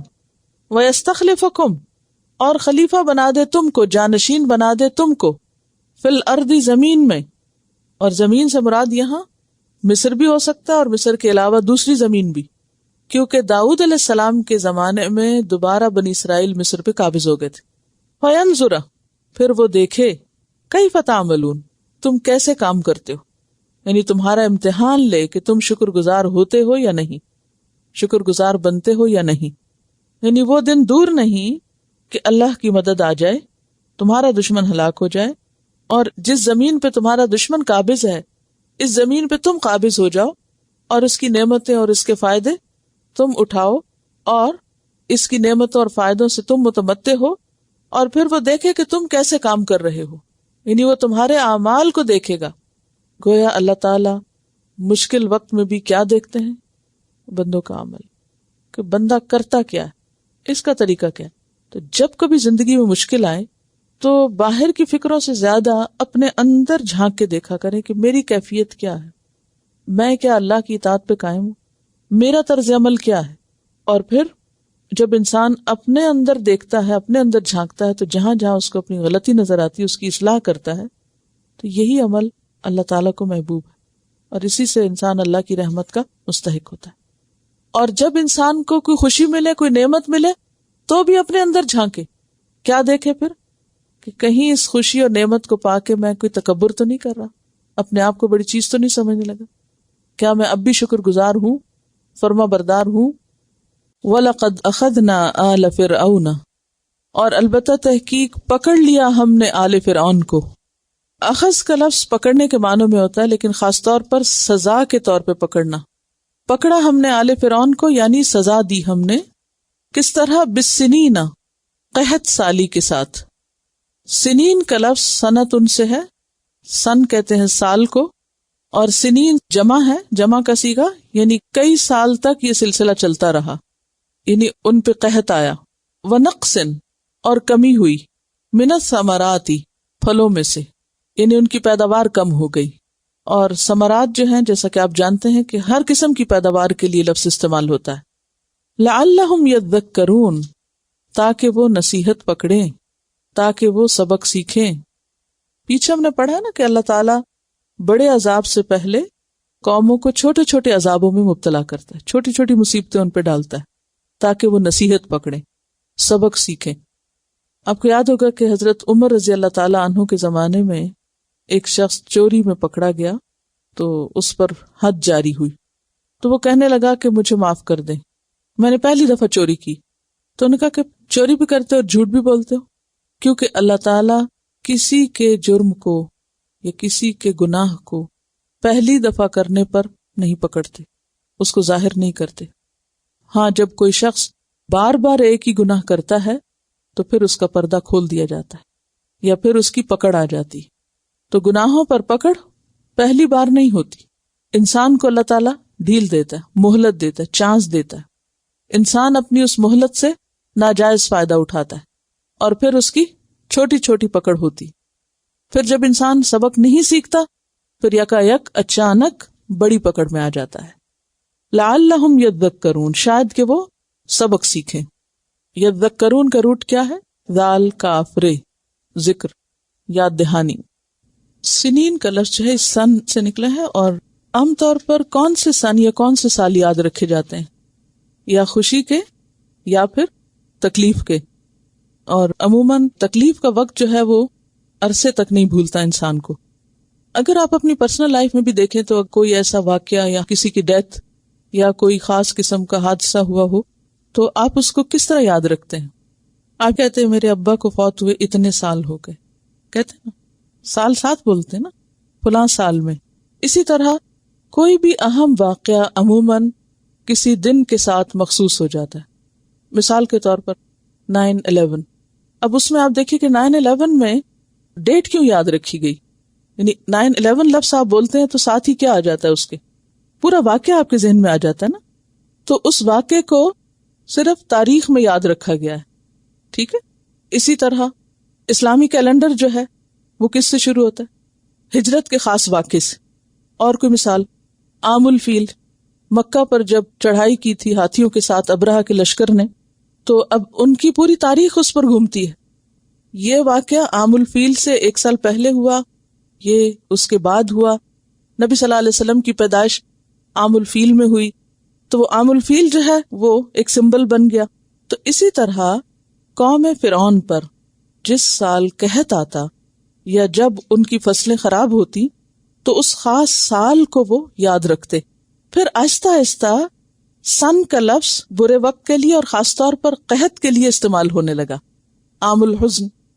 فَإِذَا جَاءَتْهُمُ الْحَسَنَةُ، پھر جب آتی ان کے پاس کوئی خوشحالی، یعنی مصیبت کے بعد اچھے دن آتے، قالوا، وہ کہنے لگتے، لنا ہذہ، یہ ہمارے لیے ہے، اس پر ہمارا حق ہے۔ یعنی شکر کرنے کی بجائے کیا کہتے کہ یہ تو ہمارا حق ہے، یہ ہماری وجہ سے ہے۔ اسے اللہ کی طرف سے نعمت اور احسان نہ سمجھتے بلکہ خود کو کریڈٹ دیتے کہ ہم اسے ڈیزرو کرتے تھے۔ وَإِن تُصِبْهُمْ سَيِّئَةٌ، اور اگر پہنچتی ان کو کوئی تکلیف، يَطَّيَّرُوا بِمُوسَىٰ وَمَن مَّعَهُ، تو وہ منحوس سمجھتے موسیٰ کو اور ان کے ساتھیوں کو۔ یطیروا کا لفظ جو ہے یہ طیر سے ہے، طیر عربی میں کہتے ہیں پرندے کو۔ عربوں کے ہاں لوگ جب کوئی کام کرنا چاہتے تو وہ پرندوں سے شگون لیتے۔ کیسے؟ مثلا پرندوں کو اڑاتے، کہیں بیٹھے ہوئے ہوتے ان کو اڑاتے، اگر پرندے اڑ کے دائیں طرف جاتے تو یہ سمجھتے کہ کام درست ہے، کر لینا چاہیے، اور اگر اڑ کے بائیں طرف جاتے تو وہ کام نہیں کرتے تھے۔ دائیں طرف اڑ کے جانے والے پرندے کو سانح کہا جاتا، جیسے سانحہ نہیں ہم لکھتے، اور بائیں طرف جانے والے کو بارح کہا جاتا، بے الف ریح، بارحہ۔ بارح بدقسمتی کی علامت تھا اور سانح خوش قسمتی کی علامت۔ اور اگر ان کو کوئی مصیبت آتی، تکلیف آتی، یعنی جان میں، مال میں، کسی طرح کی کوئی آزمائش آتی، یطیروا بموسیٰ ومن معہ، تو وہ موسیٰ اور اس کے ساتھیوں کو منحوس سمجھتے کہ یہ ان کی وجہ سے ہم پر مصیبت آئی۔ الا، سنو، خبردار، انما، بے شک، طائرہم، ان کی نحوست یا ان کا نصیب، عند اللہ، اللہ کے پاس ہے۔ یعنی وہ تو اللہ کو پتا ہے کہ کون کس حال میں ہے۔ انسانوں کو تو اپنی عاقبت کا یا اپنے انجام کا یا اپنے حال کا یا اپنی پوزیشن کا کچھ پتہ نہیں کہ ہم میں سے کون کہہ سکتا ہے کہ میرا کیا مقام ہے وہاں، کسی کو کچھ پتہ نہیں، یا میرے ساتھ کیا ہونے والا ہے۔ وَلَكِنَّ أَكْثَرَهُمْ لَا يَعْلَمُونَ، لیکن ان میں سے اکثر جانتے نہیں، لوگ اس بات سے لا علم ہیں کہ دنیا میں اپنا مقام یا لوگوں کی نظر میں اپنا مقام پہچاننے کی بجائے اللہ کی نظر میں پہچانو کہ وہاں تمہارا کیا مقام اور مرتبہ ہے۔ اس میں آپ دیکھیے کہ موسیٰ علیہ السلام سے پہلے بھی اور بعد میں بھی جتنے پیغمبر آئے ان کے ساتھ ان کی قوموں نے یہی سلوک کیا۔ سورۃ یاسین آپ نے پڑھی ہوگی، اس میں آتا ہے کہ جب پیغمبر ایک قوم کے پاس آئے تو وہ ان سے کیا کہنے لگے؟ انا تطیرنا بکم، ہم تمہیں منحوس سمجھتے ہیں، تمہارے آنے کی وجہ سے ہمارا سکون چین اٹھ گیا، لئن لم تنتہوا لنرجمنکم، اگر تم باز نہ آئے تو ہم تم کو سنسار کر دیں گے، وَلَيَمَسَّنَّكُم مِّنَّا عَذَابٌ أَلِيمٌ، اور ہماری طرف سے تم کو سخت تکلیف پہنچے گی۔ تو پیغمبروں نے کیا جواب دیا؟ قَالُوا طَائِرُكُم مَّعَكُمْ أَإِن ذُكِّرْتُم بَلْ أَنتُم قَوْمٌ مُسْرِفُونَ۔ اسی طرح نبی صلی اللہ علیہ وسلم کے ساتھ منافقین نے کیا معاملہ کیا؟ وَإِن تُصِبْهُمْ حَسَنَةٌ يَقُولُوا هَٰذِهِ مِنْ عِندِ اللَّهِ وَإِن تُصِبْهُمْ سَيِّئَةٌ يَقُولُوا هَٰذِهِ مِنْ عِندِكَ قُلْ كُلٌّ مِّنْ عِندِ اللَّهِ، یہ سب چیزیں اللہ ہی کی طرف سے ہوتی ہیں۔ تو یہاں پر ایک سوال ذہن میں آتا ہے کہ کیا شگون لینا جائز ہے؟ یہ جو پرندوں سے شگون لیتے تھے یا انسانوں سے شگون لینا یا مختلف چیزوں سے جو شگون لینا ہوتا ہے، یہ دن اچھا ہے اور یہ دن منحوس ہے، یہ وقت اچھا اور یہ وقت منحوس ہے، یہ انسان بڑا بابرکت اور یہ منحوس ہے۔ شگون کے بارے میں ہمارا دین کیا کہتا ہے؟ دلیل سے بتائیے۔ انما طائرهم عند اللہ، اور کیا دلیل ہے؟ غیب کا علم اللہ کے پاس ہے۔ ایک کیسٹ ماہ سفر اور بدشگونی۔ ایکچولی شگون لینا شرک ہے، شرک۔ حدیث میں آتا ہے الطیرۃ شرکن، طیارہ شرک ہے، بدشگونی، اور پرندوں سے شگون لینا منع ہے۔ ہمارے ہاں آپ دیکھیے کہ عام طور پر ہمارے کلچر میں کیا یہ کوا بول پڑا ہے تو اب کیا ہوگا، یہ کیا شگون لیا نا۔ لیکن لا علمی اور جہالت میں، بے خبری میں ایسی کتنی باتیں ہیں جو ہم منہ سے نکالتے رہتے ہیں۔ بلی کالی گزر گئی تو اب کام نہیں ہوگا، 13 نمبر کو منحوس سمجھتے ہیں، اور جوتی پہ جوتی چڑھ گئی تو سفر ہوگا، چھینک آئی تو کوئی یاد کر رہا ہوگا، اگر زبان کٹ گئی تو کسی نے کوئی بددعا دی ہوگی، برتن ٹوٹے تو بلا آ گئی، بلیاں بولیں تو معلوم نہیں کیا ہو گیا۔ بہرحال یہ سب باتیں بیکار کی باتیں، ان باتوں کی کوئی حقیقت نہیں، اور ہم سب کو پورے شعور کے ساتھ، غور و فکر کے ساتھ ایسے سارے خیالات اور ردی کباڑ خانے کو اپنے دل دماغ سے باہر نکالنا ہوگا، ورنہ ایسی باتیں ایمان کو نقصان دینے والی، کیونکہ شرک میں شامل، نہ کسی کے آنے سے کچھ ہوتا ہے اور نہ کسی کے جانے سے کچھ ہوتا ہے۔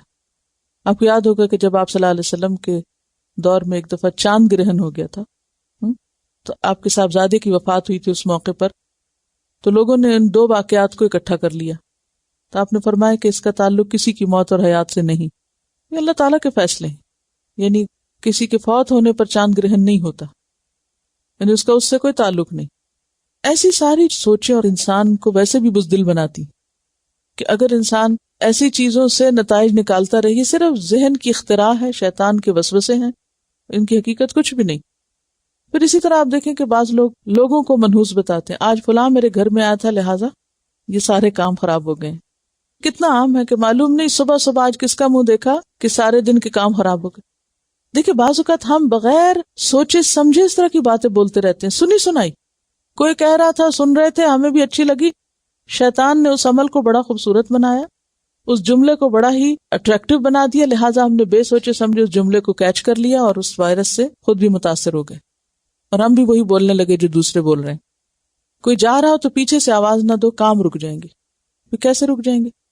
اور وَكُلَّ إِنسَانٍ أَلْزَمْنَاهُ طَائِرَهُ فِي عُنُقِهِ، ہر انسان کا شگون ہم نے اس کی اپنی گردن میں لٹکا رکھا ہے، اور وہ کیا ہے؟ اس کا اعمال نامہ۔ انسان کے اوپر جو بلائیں آتی ہیں وہ اس کے اپنے اعمال کی وجہ سے ہوتی ہیں، نہ کہ کسی بیچارے پرندے کی وجہ سے یا کسی جانور کی وجہ سے۔ یہ بھی ہم کسی کو بلیم کر رہے ہوتے ہیں نا جب کوئی کمی ہوتی ہے، کہ وہ سبب ہے، وہ ریزن، تو یہ تو شیطانی خیال ہے کہ اپنی غلطی اور اپنی کمی کوتاہی اور گناہ کو کسی اور کے ذمہ ڈالنا. اور اس وجہ سے آپ دیکھیں کہ لوگوں کی زندگی حرام ہو جاتی، اور اس میں عموماً زیادہ میں دیکھتی ہوں کہ عورتیں انوالوڈ ہیں، اور گھروں میں زیادہ ایسی چیزیں پائی جاتی، اور پھر عورت کو بھی منحوس سمجھتے ہیں. اگر کوئی بیوہ ہو جائے تو وہ زیادہ ہی بیچاری مشکل کا شکار ہو جاتی.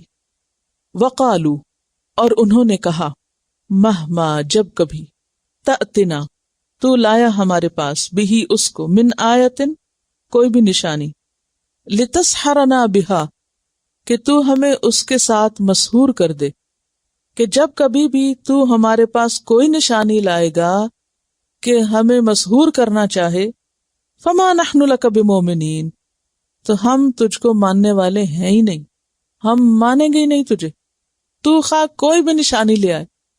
اب آپ دیکھیے کہ یہ ہٹ دھرمی کی انتہا ہے نا، پہلے سے چیلنج کر دیا، کچھ بھی کر لو ہم نے نہیں ماننا. اب اگر کوئی شخص اس حد تک ہٹ دھرم ہو تو اس کو دلائل یا معجزات یا نشانیاں یا آیات کیا فائدہ دے سکتی؟ کچھ بھی نہیں. جس نے تہیہ کر لیا اور ڈیسائیڈ کر رکھا ہو کہ کچھ بھی ہو جائے میں نے نہیں ماننا. سورۃ الاسراء میں بھی آتا ہے 101 میں، وَلَقَدْ آتَيْنَا مُوسَىٰ 9 آیَاتٍ بَيِّنَاتٍ، کہ ہم نے موسیٰ علیہ السلام کو 9 معجزات دیے تھے، کھلی کھلی 9 نشانیاں دی تھیں، لیکن انہوں نے کسی بھی نشانی کو مان کے نہ دیا، کسی کو قبول نہ کیا. اور جب انہوں نے یہ کہہ دیا کہ ہمیں ماننا ہے ہی نہیں، تو اس کے بعد پھر کیا کیا؟ موسیٰ علیہ السلام نے اللہ سے دعا کی، وقال موسیٰ ربنا انک آتیت فرعون وملأہ زینۃ واموالا فی الحیاۃ الدنیا، کہ یا رب تو نے فرعون اور اس کے سرداروں کو دنیا کی زندگی میں مال اور زینت سے نواز رکھا ہے. ربنا لیضلوا عن سبیلک، اے ہمارے رب یہ اس لیے ہے کہ وہ تیرے رستے سے لوگوں کو بھٹکائیں. ربنا اطمس علی اموالہم، اے رب ان کے مال مٹا دے، ختم کر دے. وشدد علی قلوبہم، اور ان کے دل بند کر دے، یعنی ان کے دلوں کو مہر لگا دے. فلا یؤمنوا، یہ ایمان نہ لائیں، حتی یروا العذاب العلیم، یہاں تک کہ دردناک عذاب دیکھ لیں. اب موسیٰ علیہ السلام کی یہ دعا قبول ہو جاتی ہے، اور اس کے بعد مزید ان پہ کچھ آزمائشیں آتی ہیں. فَأَرْسَلْنَا عَلَيْهِمُ الطُّوفَانَ، ہم نے ان پر طوفان بھیجا. تو یہ طوفان کیا ہوتے ہیں؟ آزمائش ہوتے ہیں، اللہ کی طرف سے امتحان ہوتے ہیں، وارننگ ہوتے ہیں اس بڑے دن کے عذاب سے پہلے. اور طوفان کس کا ہوتا ہے؟ بارش اور آندھی کا. روایات میں آتا ہے کہ اتنا بڑا طوفان تھا کہ جس سے ان کے گھر ڈوب گئے، اور یہ خود بھی پانی میں ڈوبے ہوئے تھے. والجرادہ، اور ٹڈیاں بھیجی. جرادت ان کی جمع. ٹڈی دل جو ہوتے ہیں وہ کھیتوں کو نقصان دیتے ہیں، کپڑوں وغیرہ کو بھی نقصان دیتے ہیں، تو ٹڈیاں ان کے اوپر مسلط کر دی. والقمل، اور قمل. قمل غلے کو کھانے والے کیڑے کو کہتے ہیں، گھن جسے کہتے ہیں، چچڑی کی قسم کا ہوتا ہے. سسریاں بھی جنہیں بولتے ہیں، اناج میں لگ جاتی ہیں. جوؤں کے لیے بھی یہ لفظ استعمال ہوتا ہے قمل، یعنی ان کے کھانے میں، ان کے جسموں میں ہر چیز کو کاٹنے لگی. اور یہ اصل میں اللہ کی طرف سے ایک عذاب تھا، لیکن انہیں سمجھ نہ آئی. والضفادع، اور مینڈک، ہر جگہ ہر طرف، ضفدع کی جمع. والدم، اور خون، پانی میں، کھانے میں، ہر چیز میں خون. جراد کا واحد جرادتن ہے، قمل کا قملتن ہے، اور ضفادع کا ضفدعن ہے. جیسا جیسا انکار بڑھتا گیا ایسا ایسا عذاب بھی زیادہ ہوتا گیا. لیکن آپ دیکھیے کہ کتنی مہلت دی گئی، کیونکہ اللہ تعالیٰ کسی پر ظلم نہیں کرتا. ایک کے بعد ایک چانس ان کو ملتا رہا، لیکن جب وہ نہیں سنبھلے تو بالآخر خاتمہ کر دیا گیا. آیات مفصلات، یہ نشانیاں تھیں الگ الگ. مفصل فصل سے، اور فصل کس کو کہتے ہیں؟ کھول کھول کے بیان کرنا یا الگ الگ کرنا. یعنی یہ ساری کٹھی نہیں آئی تھی بلکہ الگ الگ آئی تھی. فاستکبروا، پھر بھی ان کی اکڑ نہ ٹوٹی، انہوں نے تکبر کیا. وَكَانُوا قَوْمًا مُجْرِمِينَ، اور تھے وہ مجرم لوگ، مجرم قوم تھی. کیوں مجرم کہا ان کو؟ ان کے تکبر کی وجہ سے، حق سے انکار کی وجہ سے، حالانکہ حق کھلا کھلا ان کے سامنے موجود تھا. وَلَمَّا وَقَعَ عَلَيْهِمُ الرِّجْزُ، اور جب واقع ہو گیا ان پر عذاب. کون سا عذاب؟ یا تو پچھلے عذابوں میں سے کوئی ایک، یا پھر طاعون، کیونکہ حدیث سے ہمیں یہ پتہ چلتا ہے کہ بنی اسرائیل پر طاعون بھی آیا تھا، طاعون کی بیماری بھی آئی تھی۔ بخاری اور مسلم میں اسامہ بن زید کی روایت ہے کہ رسول اللہ صلی اللہ علیہ وسلم نے فرمایا، طاعون ایک ایسا عذاب ہے جو اللہ نے بنی اسرائیل پر، یعنی بنی اسرائیل کا نام آتا ہے، اور تم سے پہلی قوموں پر بھیجا تھا، اس لیے اگر کسی جگہ طاعون ہو تو خود وہاں نہ جاؤ، اور اگر وہاں پیدا ہو جائے جہاں تم ہو تو وہاں سے مت بھاگو، کیونکہ اور جگہوں پہ پھر وہ پھیلے گا۔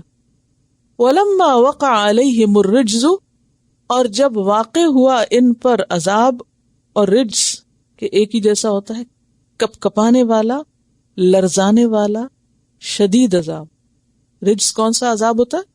کپ کپانے والا، یعنی جسے دیکھ کے ایک دم کچکچی ہو، اندر کپ کپاہٹ ہو، لرز اٹھے، یعنی کچھ چیزیں اتنی گندی اور اتنی خراب ہوتی ہیں کہ انسان ان کو دیکھ نہیں سکتا، دیکھتے ہی پورے جسم کے اندر جیسے ایک لرزہ سا آ جاتا ہے۔ پھر آپ دیکھیں کہ اگر اس رجز سے مراد طاعون ہو تو طاعون میں بخار بھی ہوتا ہے، اور وہ ایک چھوٹے سے کیڑے سے ہوتا ہے، تو عموماً پھر کیا ہوتا ہے، اس سے جسم کے اندر ایک کپ کپی ہوتی، جب جسم میں پس پڑ جائے، انفیکشن ہو، تو اس سے بھی ایک کپ کپاہٹ کسی اور لرزش کی کیفیت ہوتی ہے۔ تو رجز ایسا عذاب جس میں گندگی بھی ہو، کپ کپاہٹ اور لرزاہٹ بھی ہو، اور شدید قسم کا۔ قالو، وہ کہنے لگے، یا موسیٰ، اے موسیٰ، ادع لنا ربک، دعا کر ہمارے لیے اپنے رب سے۔ خود نہیں دعا کی، خود نہیں جھکے، خود نہیں مانے۔ بما، بوجہ اس کے جو عہد عندک، اس نے عہد کیا ہے تیرے پاس، تجھ سے جو وعدہ کر رکھا ہے، کس چیز کا؟ کہ وہ تیری دعائیں سنے گا، تیری دعا قبول ہوگی، یا جو نبوت اس نے تجھے عطا کر رکھی ہے۔ لئن کشفت عنا الرجز، البتہ اگر تو نے کھولا ہم سے اس عذاب کو، لنؤمنن لک، البتہ ہم ضرور ایمان لے آئیں گے تیرے لیے، وَلَنُرْسِلَنَّ مَعَكَ بنی اسرائیل، اور البتہ ہم ضرور بھیجیں گے تیرے ساتھ بنی اسرائیل کو، یعنی پھر ہم تیرے ساتھ بھی نرمی کا معاملہ کریں گے اگر تو ہمارا عذاب ٹال دے۔ کشف کا کیا مطلب ہے؟ کھول دینا، ہٹا دینا۔ کشف عن یعنی اس مصیبت کو ہم سے اٹھا لے، ٹلوا دے، تو ہم تجھے بھی مان جائیں گے کہ تو واقعی سچا رسول ہے، اور بنی اسرائیل کو بھی تیرے ساتھ بھیج دیں گے، یعنی پھر ہم تجھے مانیں گے اور تیری بات اور تیرے مطالبات پورے کر دیں گے۔ وہ مطالبہ جو شروع میں کیا تھا موسیٰ علیہ السلام نے فرعون سے کہ تم ایمان لے اور ان کو بھیجو میرے ساتھ، یعنی بنی اسرائیل کو بھیجنے کا۔ فلما کشفنا عنہم، پھر جب ہم نے ہٹا دیا ان سے، کھول دیا ان سے، کیا؟ الرجز، عذاب، یعنی موسیٰ علیہ السلام کی دعا سے ہم نے ان کی مصیبت ٹال دی، الی اجل، ایک وقت تک، ہم بالغوہ، وہ پہنچنے والے تھے اس کو۔ بالغو اصل میں بالغون تھا، بالغ کی جمع، بالغ کہتے ہیں پہنچنے والا، اور بالغ جو بچہ ہو جاتا ہے اس کا مطلب یہ کہ وہ جوانی کی عمر کو پہنچ گیا۔ تو یہاں کس اجل کی طرف اشارہ ہے جس کو انہیں پہنچنا تھا؟ خاتمے کا وقت، کیونکہ اللہ نے ان کے خاتمے کا ایک وقت مقرر کر رکھا تھا نا، اس سے پہلے تو انہیں دنیا سے نہیں جانا تھا، وہ وقت انہیں پورا کرنا تھا۔ لیقضی اجل مسمی، پیچھے آپ پڑھ چکے نا، اللہ ہر روز زندگی کا ایک دن دیتا ہے تاکہ ہر شخص کی جو لکھی ہوئی عمر ہے وہ پوری ہو جائے۔ تو افراد کی اور اقوام دونوں کی عمر لکھی ہوئی کہ کس کو کتنا جینا ہے، یعنی موسیٰ علیہ السلام کی دعا سے ان کا عذاب ٹل گیا، اور ان کو اپنے خاص جینے کی جو مدت یا عمر تھی یا مہلت تھی اس تک مہلت مل گئی۔ تو پھر کیا ہوا؟ اذا ہم ینکثون، جب وہ توڑنے لگ گئے، کیا؟ اپنا عہد، یعنی انہوں نے اپنا عہد توڑ دیا، واپس اپنے کفر پہ آ گئے، وعدہ نہیں نبھایا۔ ینکثون، نون کاف سے توڑنے کے معنوں میں، عہد توڑنے کے لیے نکث کا لفظ آتا ہے۔ فانتقمنا منہم، اب ان سے آخری چانس ختم، جب یہاں آ کے انہوں نے عہد کی خلاف ورزی کی تو ان کی مہلت ختم۔ فانتقمنا منہم، تو ہم ان سے ناراض ہو گئے، ہم نے ان سے انتقام لے لیا۔ فاغرقناہم، ہم نے ان کو غرق کر دیا، ہم نے ان کو ڈبو دیا۔ کہاں؟ فی الیم میں، سمندر میں۔ یم، یم جو ہے یا میم میم، سمندر کے لیے استعمال ہوتا ہے. تیمم کا لفظ بھی اسی سے نکلا ہے. بِأَنَّهُمْ بوجہ اس کے کہ وہ یا انہوں نے کذبوا بآیاتنا ہماری آیات کو جھٹلایا تھا، ساری نشانیوں کا اور آیات اور احکامات کا انکار کیا تھا. وَكَانُوا عَنْهَا غَافِلِينَ اور تھے وہ ان سے غافل. غافلین کس کی جمع ہے؟ غافل کی. یعنی وہ ان سے غفلت برت رہے تھے. کس قسم کی غفلت؟ کیسے غافل تھے وہ؟ ان کی یہ سوچ کہ ہم جو بھی کریں کچھ نہیں ہونا، کیونکہ ہر تکلیف کے بعد پھر وہ تکلیف ختم ہو جاتی. جب برے حالات آتے، برے دن آتے، پھر اچھے آتے، پھر وہ کہتے یہ تو زمانے کا ہیر پھیر ہوتا ہی رہتا ہے. اور جب مصیبت آتی تو تھوڑی حال فریاد کرتے، موسیٰ علیہ السلام سے کہتے دعا کرو. جب دعا سے مصیبت ٹل جاتی تو کہتے یہ تو ہمارا حق تھا، یہ تو ہوتا ہی ہے ایسے، کبھی تکلیف ہوتی پھر ٹھیک ہو جاتی ہے، اس میں تمہارا کیا کمال ہے. اور پھر کوئی بات نہ مانتے، اور ہر چانس کو انہوں نے گنوا دیا، اور اس بات سے غافل تھے کہ ایک دن ان کی پکڑ بھی ہونا ہے. وَكَانُوا عَنْهَا غَافِلِينَ. یہ حال صرف فرعون اور اس کے حواریوں کا نہیں تھا، بلکہ یہ ساری گمراہ اقوام کا حال رہا ہے کہ وہ اصل حقیقت سے غافل رہے. اتنی بڑی سچائی جس سے ہر ایک کو واسطہ پڑنا ہے، یعنی قیامت آنی ہے، اسی کو بھولا رہتا ہے، اسی کی طرف توجہ نہیں دیتا. اور یہ کس قدر بدقسمتی کی بات ہے نا کہ انسان ایک سچائی کو، ایک حقیقت کو دیکھ کے آنکھیں بند کیے رکھے اور اس کے لیے کچھ بھی تیاری نہ کرے. وَأَوْرَثْنَا الْقَوْمَ اور ہم نے وارث بنا دیا قوم کو. قوم سے مراد یہاں بنو اسرائیل ہے، جیسے کہ سورۃ الشعراء آیت 59 میں آتا ہے كَذَلِكَ وَأَوْرَثْنَاهَا بنی اسرائیل. اسی طرح اور وارث بنا دیا ہم نے اس کا بنی اسرائیل کو. الذین وہ جو کانو تھے وہ یستضعفون کمزور سمجھے جاتے. یستضعفون کا لفظ کس سے ہے؟ ضاد عین فے، ضعیف. ضعیف کس کو کہتے ہیں؟ کمزور کو. وہ جو کمزور سمجھے جاتے تھے، ضعیف سمجھے جاتے تھے غلام ہونے کی وجہ سے. مشارق الارض زمین کے مشرقوں کا، ومغاربہا اور اس کے مغربوں کا. اور اس سے مراد مصر اور شام کا علاقہ ہے کہ زمین کے مشرق اور مغرب کا ہم نے ان کو وارث بنا دیا. یعنی وہ قوم جو گری پڑی تھی، ذلیل تھی، غلام تھی، جس سے بیگار لی جا رہی تھی، جن کی کوئی سے نہ تھی، انہیں اللہ تعالیٰ نے ان ساری نعمتوں کا وارث بنا دیا جو ظالموں کے پاس تھی. التی وہ جو بارکنا فیہا ہم نے برکت رکھی تھی اس میں. وتمت کلمت ربک الحسنی اور پوری ہو گئی بات تیرے رب کی. کلمہ بات، ربک تیرے رب کی. کون سی بات؟ الحسنی بھلائی والی، یعنی اچھا وعدہ جو اس نے بنی اسرائیل سے کیا تھا وہ وعدہ پورا ہو گیا. کیا وعدہ تھا؟ کہ اگر تم صبر کرو گے تو کامیابی تمہارے لیے ہے. حسنہ کا لفظ جو ہے یہ صفت ہے کلمہ کی، یعنی کلمتاً حسنہ. اور دوسرا اس کا مذکر ہوتا ہے احسن، اسم تفضیل کا صیغہ ہے. وَتَمَّتْ كَلِمَةُ رَبِّكَ الْحُسْنَى عَلَى بنی اسرائیل بنی اسرائیل پر تیرے رب کا وعدہ پورا ہوا. سورۃ الاعراف آیت 129 میں آتا ہے عَسَىٰ رَبُّكُمْ أَن يُهْلِكَ عَدُوَّكُمْ وَيَسْتَخْلِفَكُمْ فِي الْأَرْضِ. سورۃ القصص میں آتا ہے وَنُرِيدُ أَن نَّمُنَّ عَلَى الَّذِينَ اسْتُضْعِفُوا فِي الْأَرْضِ اور ہم ارادہ رکھتے تھے، ہم چاہتے تھے کہ ہم ان لوگوں پر احسان کریں جنہیں زمین میں کمزور بنا کے رکھا گیا تھا، یعنی جو زمین میں کمزور تھے. اور دوسری طرف اللہ تعالیٰ نے بنی اسرائیل کو فتح یاب کرنے کا ارادہ کر رکھا تھا. تو اللہ کا ارادہ پورا ہوا، اور اس کی وجہ کیا تھی؟ وَتَمَّتْ كَلِمَةُ رَبِّكَ الْحُسْنَى عَلَى بنی اسرائیل بِمَا صَبَرُوا اس وجہ سے کہ انہوں نے صبر کیا. کیونکہ موسیٰ علیہ السلام نے اپنی قوم سے کیا کہا تھا؟ پیچھے پڑھا 128 میں قال موسیٰ لقومہ استعینوا باللہ واصبروا. دو چیزوں کو پکڑے رکھو، نمبر 1 اللہ سے مدد لو اور دوسرے صبر کرو. ودمرنا اور تباہ کر دیا ہم نے. دمرنا دال میم رے تدمیر، ایبسولوٹ ڈسٹرکشن، خاتمہ، تخریب. تعاون پلیگ کے لیے آتا ہے. ما کان یصنع جو بھی بناتا تھا فرعون کیا بناتا تھا؟ فرعون بڑی بڑی عمارتیں. اب دیکھیے کہ ایجپشن سویلائزیشن جو ہے اس کا جتنا بھی آرٹ اور کلچر آج بھی دنیا میں نمونہ عبرت موجود ہے، جتنی زبردست ترقی لکھنے پڑھنے میں اور مختلف طریقوں سے کی انہوں نے، وہ ساری کی ساری چیزیں ختم ہو کر رہ گئیں، کیونکہ ان کو بنانے والے اور ان کو چلانے والے ہاتھ ختم ہو گئے تھے.